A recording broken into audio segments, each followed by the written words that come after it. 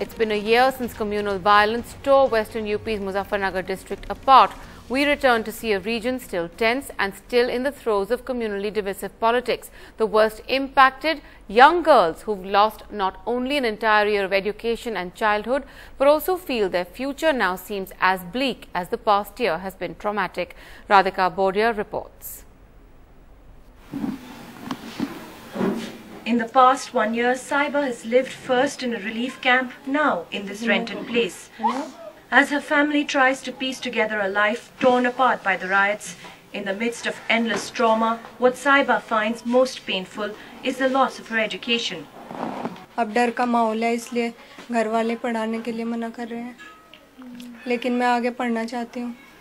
Somehow under police escort and with other girls from the camp, Saiba was able to return to finish her board exams in her school in Kankra village, one of the worst affected by violence. That was the last time she got to read, write and see her best friends Shivani and Vaishali. Ma'am सारी हिंदू ही दोस्त, हिंदू ही थे सारी दोस्त. School जाने का मन करता है. तो हिम्मत रखो, है ना? कॉलेज के लिए मुश्किल है, माहौल झगड़े में बहुत बर्बादी हुई ना. लड़कियों को घर में ही अब काम दिया दे कोई. In another resettlement colony, Shabnam, like Saiba, also wanted to be a teacher. The riots crushed that dream and ended her education. जब झगड़ा हुआ, इसके बाद स्कूल नहीं जा पाए. पढ़ना चाहते हैं लेकिन डर रहता है. The district administration may not yet have compiled exact data on the number of school or college dropouts, but as we travel across Muzaffarnagar's riot-impacted area, we hear the same stories. दंगा हो गया था इसलिए आ गए थे यहाँ पे दंगे में. It's not just Muslim settlements. In Pilari village, we came across a Hindu mohalla, where almost 100 girls have been pulled out of school by their parents.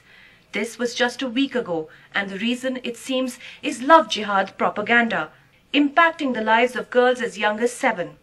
खराब है जी, यहाँ बहुत माहौल खराब है. तो डर के भी कारण आप लोग? हाँ जी, डर के लिए इसीलिए नहीं जा रहे जी, नाम भेजना चाहते. लेकिन पढ़ाई तो बहुत जरूरी है. कुछ उसका समाधान होगा जी, ये भी भेजेंगे, इससे पहले नहीं भेजने के. The Prime Minister in his very recent speech on Independence Day foregrounded the need for girls' education. But as this Muzaffarnagar story shows, any concept of women's freedom, their progress, their development becomes absolutely redundant in the face of communal conflict and the regressive politics around it. In Muzaffarnagar with Pooja Arya, Mohammad Dilshad, Rajan Singh, Radhika Bodia for NDTV.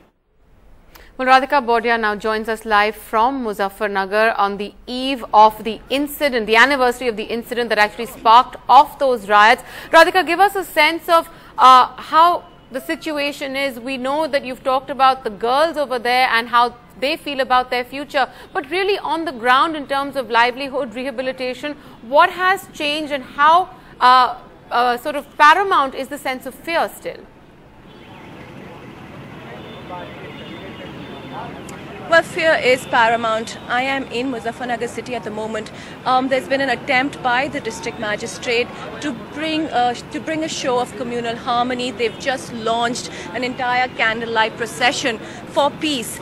But peace is elusive. Almost every day there's an incident which takes the city to a brink. People start fearing another round of communal violence. And then there is, of course, the question of all those who are still displaced. Many of them, some of them still in camps, others in resettlement colonies. And what these resettlement colonies across Muzaffarnagar really reveal is a very polarized society. Hindus, Muslims living completely away from each other, suspicious. Add to this the politics and some of the most regressive politics we've had. Love jihad now, which is a buzzword. Everyone's talking about it, whether the BJP has got it off its agenda or not. And we were at a mohalla where 100 girls have just been pulled out of school on the grounds that they will be harassed by members of the other community. So it is a very tense situation. The force has been deployed extensively for tomorrow, where both the families of those initially killed will be doing their religious prayers. But the city just hoping that passes by peacefully. Maya?